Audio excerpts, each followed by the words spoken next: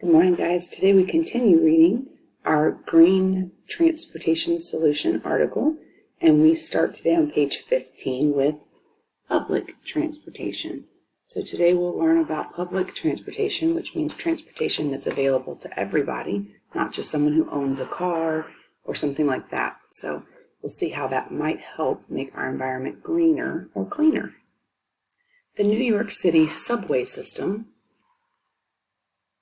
has more than 5 million riders on weekdays. According to the report, New York City's green dividend, residents save $19 billion a year because they own fewer cars and drive less than the average American.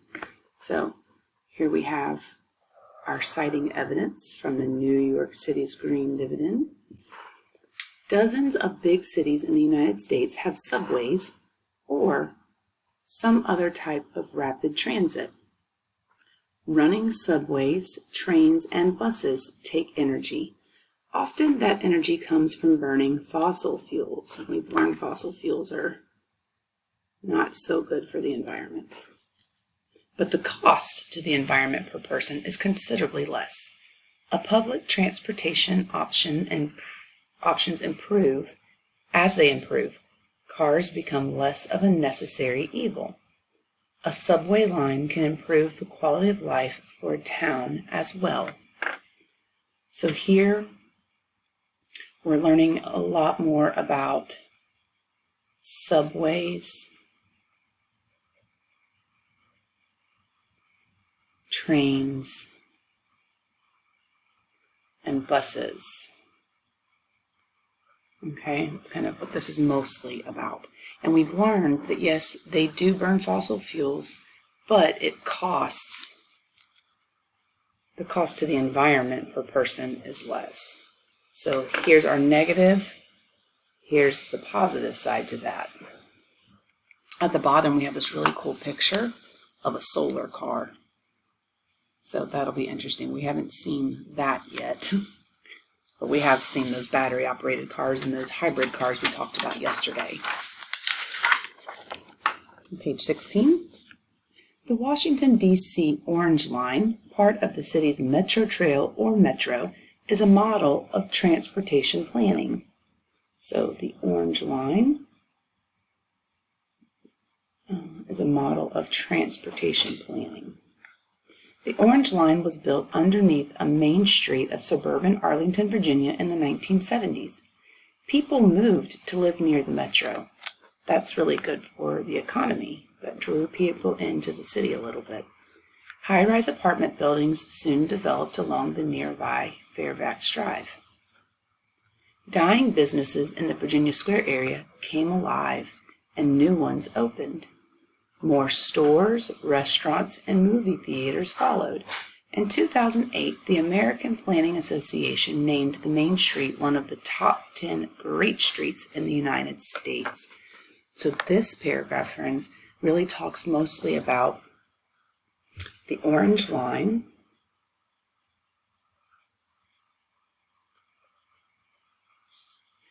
and how it improved the economy.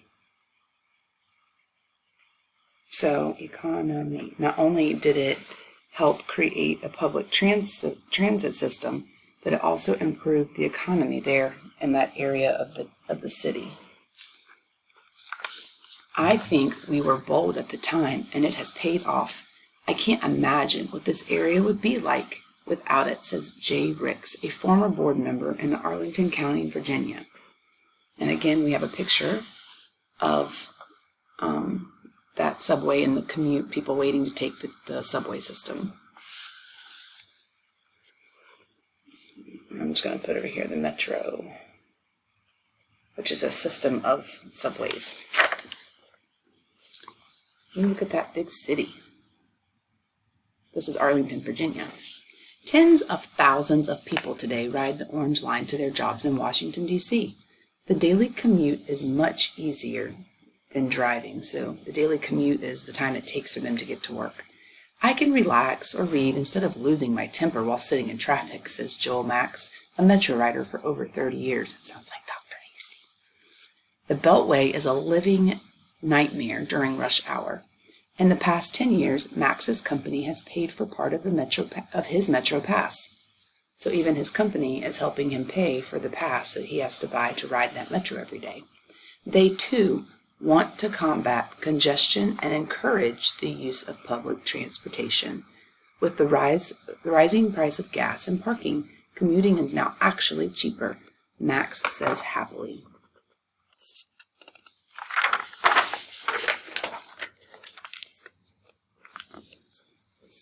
All right, page 18. Boulder, Colorado. Vite Power. I hope I'm saying that correctly. Green cars and alternative fuels help reduce car emissions. There's our introduction sentence. Public transportation helps reduce car pollution and traffic problems.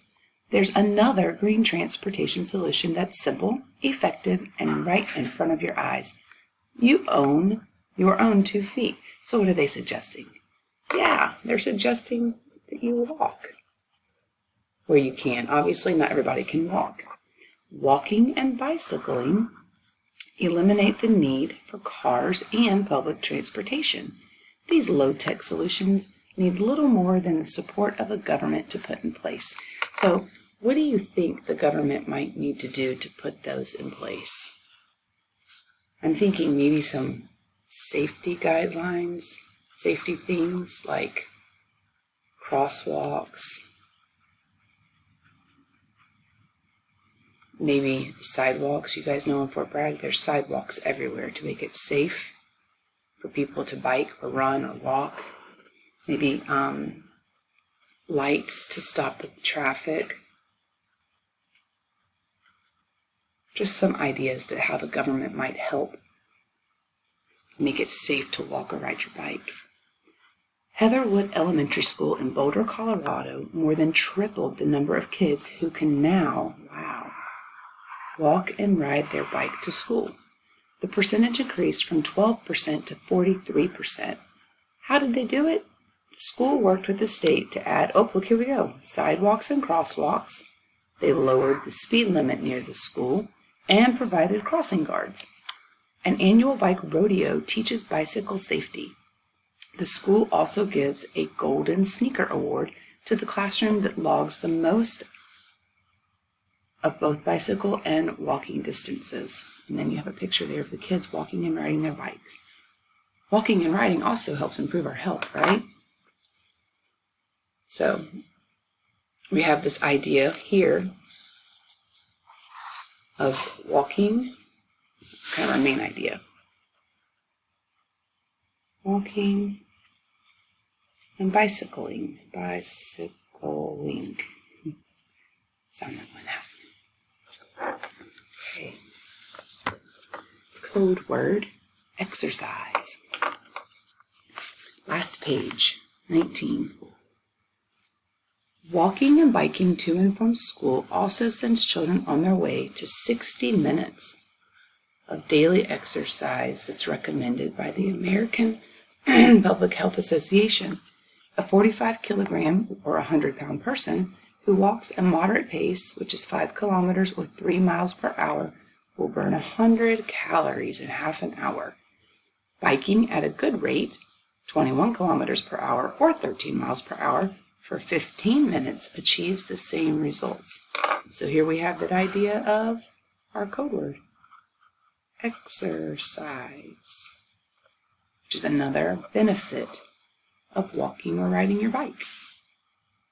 Students win in other ways too, explained teacher Tom Ampson. In addition to feeling good about being part of the solution against pollution, students get more exercise and have fun. Walking or riding together builds friendships and a healthy lifestyle. So here are all the benefits of walking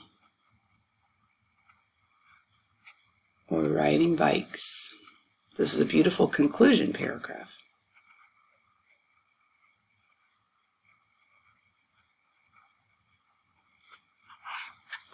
Okay, so they did a really nice job of wrapping that up. So when we talk about a concluding paragraph or how to write a conclusion, do you see how they summed up all the things that they mentioned that could be a benefit from riding the bike? So in review of our entire article, let's talk real quick about these green transportation solutions. So if I go back to page 12, they talk about on page 12, they really kind of introduce us to the negative effects of fossil fuels. They're non-renewable. They affect the environment by creating global warming and making global warming worse, which causes our crazy weather. And we experience crazy weather in North Carolina all the time. The other week we had a day where it was almost 70 degrees, and 2 days later it was 45 degrees. So that's not normal for winter. Then on page 13, we had the idea of green cars, and we had that really great chart at the bottom that talked about a battery-operated car versus a hybrid car, which are two cars that were created to help the environment. We have the things that are good, pluses, and the minuses. Then we have renewable fuels. We talked about ethanol, which is made from corn, and we talked about biodiesel fuel, which is created from soybeans, palm oil, and other different kinds of plants. And we talked about, while that's an awesome solution, it would be difficult for people who don't have cars that can use it yet because they'd have to pay to fix it. Plus, that could cause the price of food to go up, those crops they're using. Then today we talked about public transportation. So subways, buses, trains, things that can transport thousands of people at one time, which still burn fossil fuel, but they burn less fossil fuel than if all those people were driving their own vehicles every single day.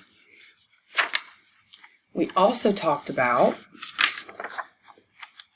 walking and riding your bike when you can. Now, that's important to realize that with walking and riding your bike, we have to think about safety.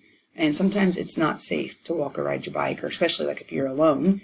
But also you need things from the government and the state to help, like safe places to ride. You don't need to be riding on the side of the road where a car can hit you. You need a sidewalk. You need crosswalks to cross streets that have lights or a person to tell traffic to stop and you to come forward. So there's some things that have to be put into place that are big deals in order to make it safe to do it. But there were a lot of benefits for those kids, especially, that were able to do that at school. Remember, they were able to fight pollution. They were part of the solution against pollution. They were able to get more exercise, have some fun, and they also were able to make friends and have a healthier lifestyle. So be ready today to summarize this article and what we've read. Be ready to talk about some of these solutions, and remember your code word. We'll see you in just a little bit.